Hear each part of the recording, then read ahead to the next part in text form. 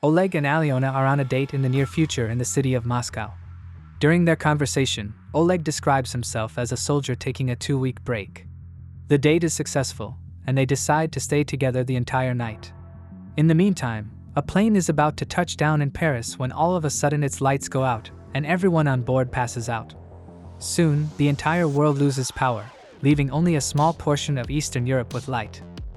When the drones that circle Moscow suddenly stop moving, Oleg and Alyona rush to the hotel lobby to investigate. To hear the news, everyone in the building has gathered there. The anchorman explains that while initially they believed it to be a terrorist attack, they have now realized they have lost contact with the rest of the world. This wasn't a result of any natural disaster. One of the many cities that is now in darkness is Kirov, and a group of soldiers under Mayor Dalmatov are sent there on a recon mission. Olga, a journalist, travels with them to document any leads they might make. Although the government has already sent drones into this region, none of them have returned. The team explores the city before entering a store, where they use special slime lights to get a better look. They soon realize that everyone inside the store, including the fish in the bowl, is dead. They are left wondering how everyone died because there are no signs of an attack. Everything just seems to have happened suddenly and out of nowhere. Then they start looking into various apartments, where they discover everything to be in its proper place and as if nothing had happened. Once more, it appears as though everything happened in an instant and that the people just disappeared. One of the soldiers is abruptly attacked by an unknown entity.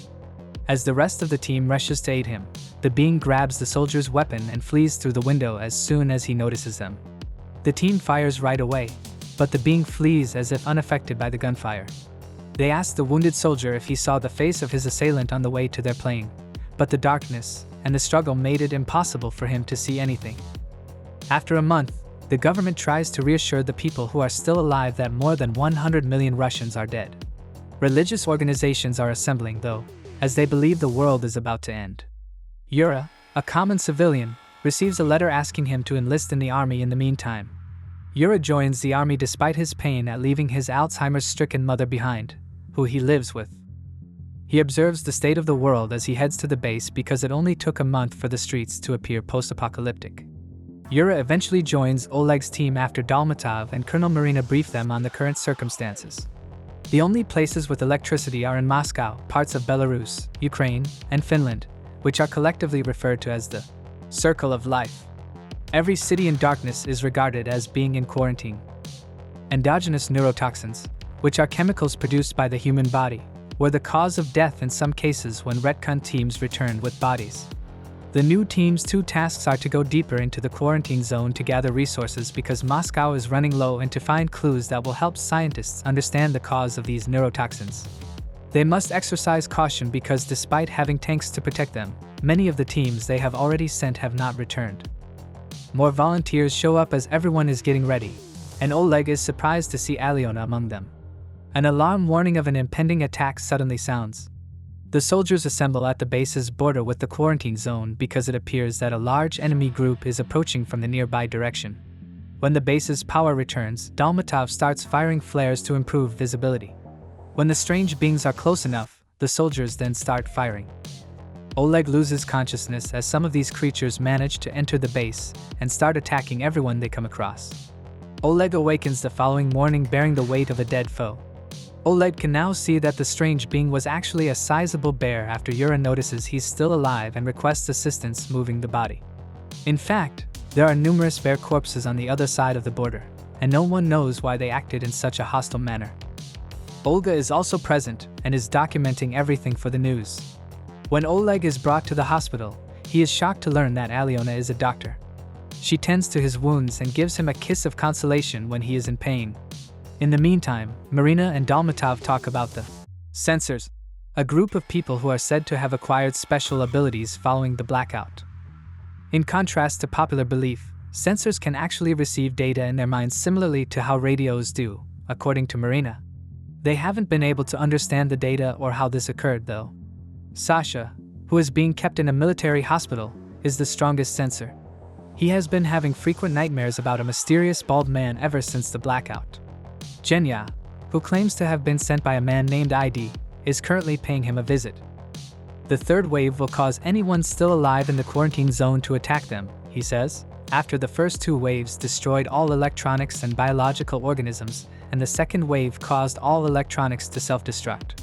They are numerous and have lost their ability to exercise free will, but they still have time to do so. Sasha calls for security because she doesn't want to be involved in this. But the soldiers are unable to see Genya and inform the doctor that Sasha is hallucinating. The remaining soldiers prepare for the task. Olga asks Yura some questions for the camera as they travel together. Yura acknowledges that he is content with his current circumstances because they have given his life meaning and are preferable to driving a taxi. When they arrive at the quarantine zone, they find the tanks destroyed on the ground and a chasm that cuts through the structures, indicating that the third wave has already started. The footage of this devastation sends the city's remaining population into a panic, sparking riots and a rise in crime. People suspect their leaders are hiding something, despite the government's assurances that they are working on it. To cover more ground, the soldiers are divided into groups. Group 7 includes Yura and Olga, and as they move through the woods, a flirtatious tension develops between them. Oleg, who has been recovered, joins Team 4 as they explore a small town. A group of metal bars fell on top of one of the soldiers when he opened a storage room, breaking his leg. The group decides to take it easy inside a house until help arrives. The soldier must travel back to Moscow with Aliwan if he wants to avoid losing his leg, she says when she gets there the following morning. Yura notices something odd about a store while Group 7 is eating breakfast. Group 7 also spent the night inside an apartment. He confirms that the doors weren't opened when they arrived by checking Olga's recording. After entering the store and discovering evidence that someone was there, Yura and a few soldiers decide to set up some traps. The traps won't go off until night falls, so they go back to the apartment and wait for that to happen. Everyone prepares to leave, but Yura instructs Olga to stay inside and uses the flares to signal for assistance if they don't return. Olga ultimately defies Yura's orders and continues to follow the team in order to take notes. They discover a teenager who was hurt by the traps inside the store. They try to help him by bringing him inside the apartment, but the boy responds by stealing a knife and murdering a soldier. The others shoot him down right away in response. In the meantime, Sasha goes to the hospital roof for some fresh air and is abruptly startled by ID, the man Genya told him about. Genya and ID had only ever communicated mentally, but ID is now present and needs Sasha's assistance. In order to convince Sasha that he is aware of what is happening, ID displays his face and admits he isn't human. At that precise moment, Marina arrives with several soldiers who are pointing their weapons at ID when all of a sudden, the soldiers turn their weapons on Marina. ID warns her not to try anything because he used his mental abilities to make the soldiers mistakenly believe she was ID and he was Marina. He also professes to be on Marina's side and warns her that he and millions of others are on their way to annihilate humanity. ID responds that people would view him as a god when Marina inquires as to what he is. ID is taken to Marina's office where she questions him. ID explains that he had intended to begin an irradiation procedure when the moon was above the oceans, but he erred because the moon was covering this region of Europe and shielding it from radiation. Because of how the circle of life came to be, each person in the quarantine area is merely a mindless drone that will soon launch an attack. The reason the race of ID needs Earth is that their own star is about to expire, and they need a new home with a sun to live in. Then he reveals that there was a wave 0 that occurred thousands of years ago. This wave consisted of the human race, which was actually an alien bioweapon sent to wipe out Earth's native population. Because they were much more advanced than the current native population, they were the ones who constructed the pyramids and underwater cities. As colonizers and destroyers who share a lot of DNA with ID's people but have been devoid of psychic abilities, humans make the ideal bioweapon. Some people, including Sasha, are getting them back as a result of the unintended radiation. ID's brother RA is already here, but an army from ID's planet will arrive tomorrow. ID disagrees with his tactics and seeks him out, but only Sasha is aware of his whereabouts thanks to his dreams. All of the teams are suddenly attacked by mind-controlled people in the interim. The enemy arrives in large numbers and attacks without difficulty, killing the majority of the teams and causing them to run out of ammunition as the soldiers open fire and do their best to form a line of defense.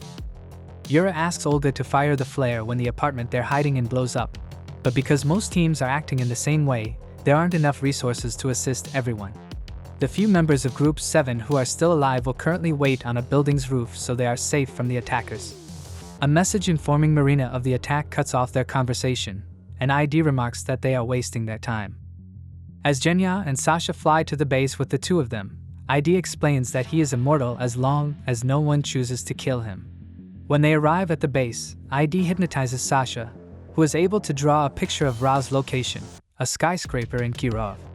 ID wants to activate the remaining tropes right away, but Dalmatov is unsure of whether to believe him after seeing ID's appearance.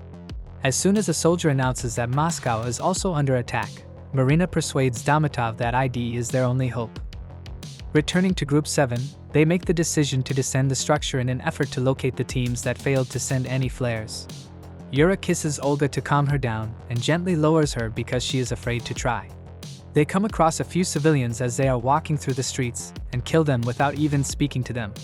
They appear to be in good health, so Olga is upset, but Yura explains that the teenage boy initially appeared to be in good health as well. A fresh wave of drone humans attacks them as if to support his claim. All the other soldiers are killed, but Yura is able to repel the attackers despite suffering injuries.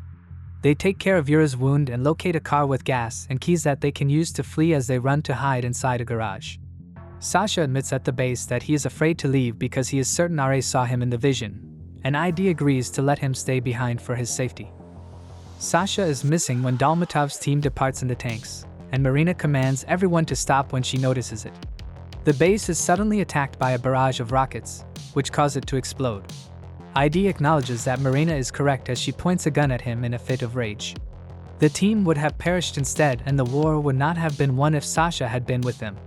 Yura and Olga locate Oleg and Aliwan the following morning. There aren't many people left on their team, and they are out of ammunition. Fortunately, Dalmatov's team comes across them shortly after and invites them to join the effort to kill RA. Olga and Aliona will need to accompany us because there isn't a base where we can send them. The team reaches Kirov after a number of hours. ID explains that RA believes he died at the base, and Dalmatov expresses surprise that they aren't being attacked. The drone humans are blocking the streets, and some of them are launching bombs from above. The army simply advances with the tanks, shooting or destroying any adversaries who attempt to stop them. When they reach the skyscraper, ID takes Yura and a few soldiers to the rooftop while the rest of the group defends the entrance. Oleg takes the civilians upstairs as well because they are unsure how long they will be able to keep up with the fight, which is absolutely vicious. ID and the soldiers confront any intruders inside before meeting RA on the rooftop. RA simply pushes Yura away and leaves him hanging on the edge as he tries to attack RA. The next time ID attacks RA, the two are fighting fairly evenly until Yura returns to the roof and a loud explosion is heard in the streets. RA is then distracted, and ID uses the opportunity to attack him directly and remove a device from inside Ra's body. RA is finally killed when Yura intervenes and throws a grenade into the gap that is created. ID can now release every human under his control using his abilities. Since humans were created to kill, he declares that the next step is to kill the aliens who are arriving in the spaceship. Aliona and Marina object to the way ID is using humans, and Genya wonders why ID didn't warn them of all this before the blackout. Genya attacks ID with a knife after ID claims to be the god humans deserve, but ID uses his abilities to make him kill Marina instead. Furious, Oleg tries to attack ID as well, but Yura defends him by saying that ID is their only defense against the approaching invasion. Yura and Oleg start fighting, and when Olga sees that Yura is injuring Oleg, she grabs a gun and shoots Yura to get him to stop. Genya makes another attempt to kill ID, but ID easily repels him. Oleg considers killing Yura but decides to shoot ID instead, but the shots have no effect. Oleg is hesitant because ID uses his abilities to make everyone seem like their father to him. Genya, who is a sensor, is able to identify the real ID and jumps to bring him down with him. Upon touching the ground, they both instantly pass away. A massive spacecraft makes an immediate landing on a number of structures. Oleg refuses to kill Yura and instead takes the gadget ID took from RA and the women. The group enters the spaceship after taking some weapons from dead bodies. The spaceship had opened the door because RA was nearby. Numerous aliens are sleeping in pods inside, and when Oleg presses the device, oxygen begins to be delivered to those pods. The timer on the pods indicates they will be ready soon, so it appears RA was meant to wake them up. However, they don't have enough ammo or time to kill them all. They try shooting at them and confirm that it does kill them. Olga notices that the oxygen pipes are on the ground. Destroying one of them results in the simultaneous death of numerous aliens. The invasion is effectively stopped when the trio starts destroying every pipe they can. Alyona freezes as she is about to destroy the final pipe when she realizes that these final pods contain children. When Oleg notices the children leaving the pods, he drops his weapon to the ground because he is unable to harm the children's fellow creatures.